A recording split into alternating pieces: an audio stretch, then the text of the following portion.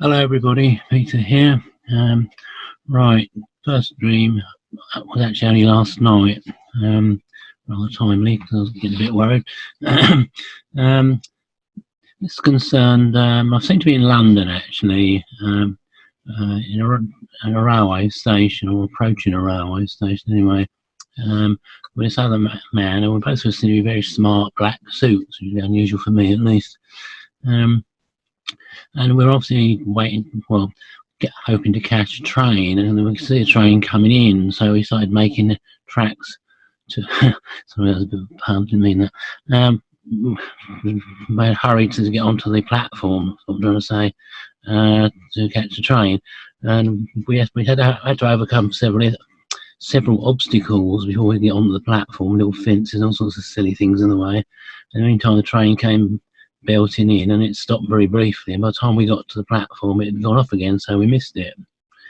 Then the scene changed, and we seemed to be on the train, or presumably another train following on, and we're just sort of standing there in the gangway with lots of other people sitting on all the seats and things, and then the scene changed yet again, which is rather quick, but there we are.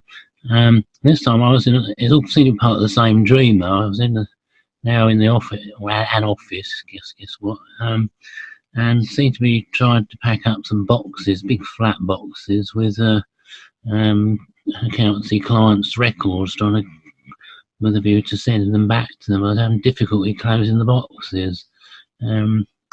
This was all there was to this one really, but sort of thinking about it afterwards, what it all meant, it seemed rather fairly self-explanatory to me anyway.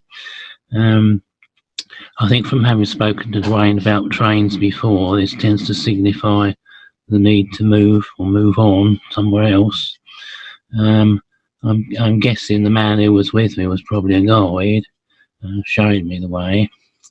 And I think packing up the old records and things was basically a means of trying to break with the past, which I was obviously having some difficulty.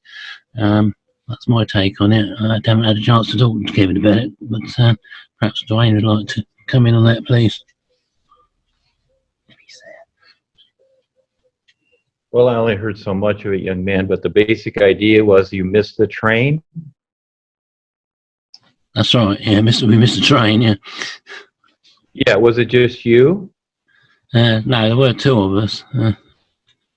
There were two of you. Who was the other one? I didn't know him actually, but I wondered if he was actually a guy because I was sort of following him. Oh, you followed him. Okay. Well, it could be. I would take a look at that, or it could be your personal self, you see, that you're following, and that's why you missed the train. So there's something to figure out too, isn't it? Oh, right, I see. Okay. Yeah, when we put our personal self first, well, again, funny things happen. So there's the basic idea. How does Kevin see it? You guys are very close.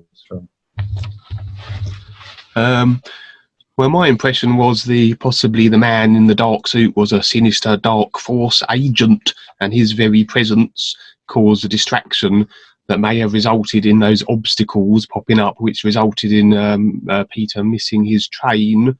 And when he was trying to when he was back in his office, that sort of suggested that he was back into his personal self.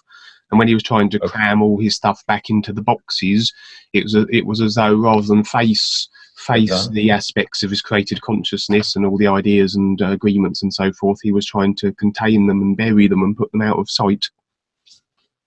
Yeah, well, that's it too, Kevin. There's many viewpoints on it. It just keeps going. So the basic idea there is that, yes, if there's a man in a dark suit or whatever, in other words, because that personal self comes first, again, it's about intent, then you deal with it and you have influences that come there and lead you around, etc. This is all very simple stuff. It just looks cloak and dagger. It looks very complex, but it's very simple stuff. So again, this is what we've done lifetime after lifetime, and we don't recognize You know, because it's all because of the created self, that created personal self that we think is us, that leads us around with the ideas, the wants, the dislikes, etc. You see?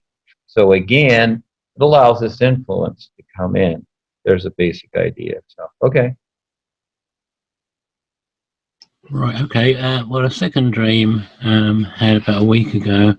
I seem to have emerged from some kind of a colourful sort of fog, sort of stepped out into this sort of a kind of a bleak, some kind of a bleak sort of a landscape. And there was a woman with me. I don't know who she was, but we were both sort of standing there, and in front of us, off to the right in the dream, because I think she's sort of watching myself. One of those dreams when you sort of see yourself. There was another big wall of colourful fog. So I say it's all different colours rather than the usual grey mist, but impenetrable fog. And we were deciding what to do. It occurred to me that at the time that there were three possible options. One was to turn back and re-enter the fog we just come out of. Second option was to stay where we were in the sort of no man's land. It seemed to stretch off in both directions into infinity. Or the third option was really to cautiously step into the new fog and see what happened. At this time, at this point, I started to wake up. Before I was fully woken up, a fourth option sort of came into my mind, and that was, instead of cautiously entering the fog, to sort of hold hands and sort of run into it, laughing, and see what happened. And that was it, really. Then I did properly wake up. But I thought that, well, having said I thought the other one was self-evident, I'm probably wrong with this one as well then, because it seemed to me that it suggested coming out of one level and deciding whether to go on and take the risk of the unknown.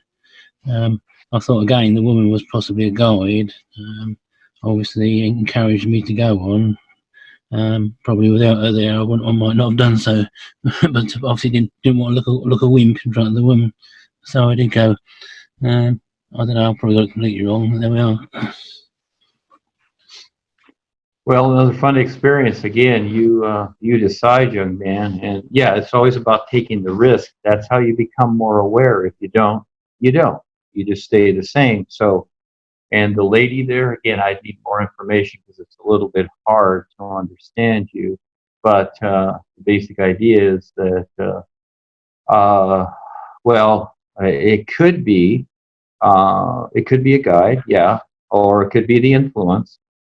Actually, it doesn't matter, all right, because, see, you're the decider in the experience. You're going to decide the experience. You're going to decide the outcome. You're going to decide what you see and recognize from all of this. And so creation and everything plays a part. It's not about good, bad, or indifferent. You are the decider. So it's always taking the risk. Yeah, and this is what people don't understand is that if you don't become more aware. You stay as you are, and you think you're safe in your mind or wherever, but no, because creation is cause and effect. The effects of everything always show up, no matter what it is. But again, it's real basic, Peter. You're the decider. You can, and even when you have that experience on the real side,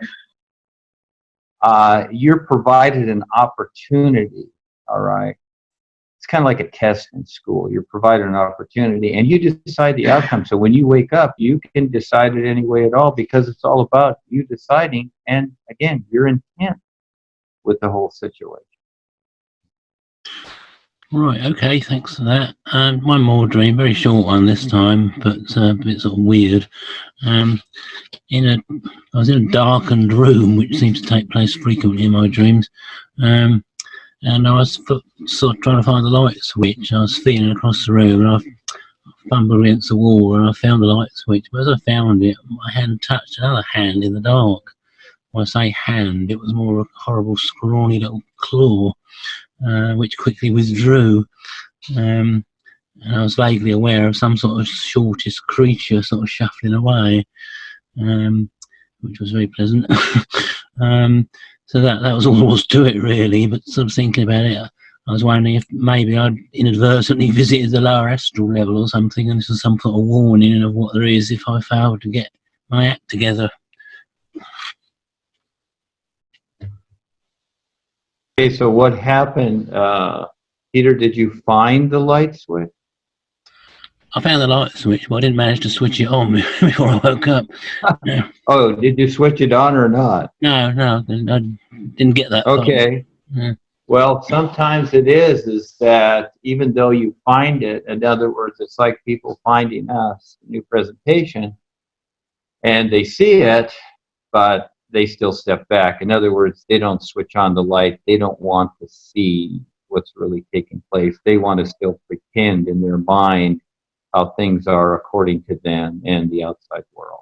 So, yes, again, you're the decider, aren't you? So all these are prompting you. They're giving you hints, and you've had these for lifetimes. So, every moment you decide, you wait too long, it's too late. You start over again. Right, okay, well that's about me done then for this week. Thanks very much. Hi everybody. I've only got one experience to share. It's not mine. It's my daughter Mia's. She's been singing the New You for a while, and this is one of her experiences. It happened Wednesday night, I think. She told me. Well, it started. She was just in a black space, just a black space floating, and it's a quick one. Yeah, she was in a black space floating, and then she said she seen like a sunbeam break through, just one like beam of light, and then it grew so it was like larger and larger, and eventually it became like a sun, big light. She said, and then she was shot with a sunbeam. She said there was a beam of light that comes straight at her from the sun or the light, whatever it was, and it hit her. And the next view she had, she wasn't in the black anymore. She was up in wherever she was. I presume she said it was space, but she said she was with me and Duane and all of the new friends that she's recognized from Facebook and the pictures. And yeah, says we was all glowing, beams of light. We was all shining, and we was all basically. She says we was like holding hands, and we was just like floating around. But it was awesome. She said it was fantastic. She says when she got up there from where she was in the dark, and then she was like automatically in the light, in space. But she says all the new friends was there, Duane was there.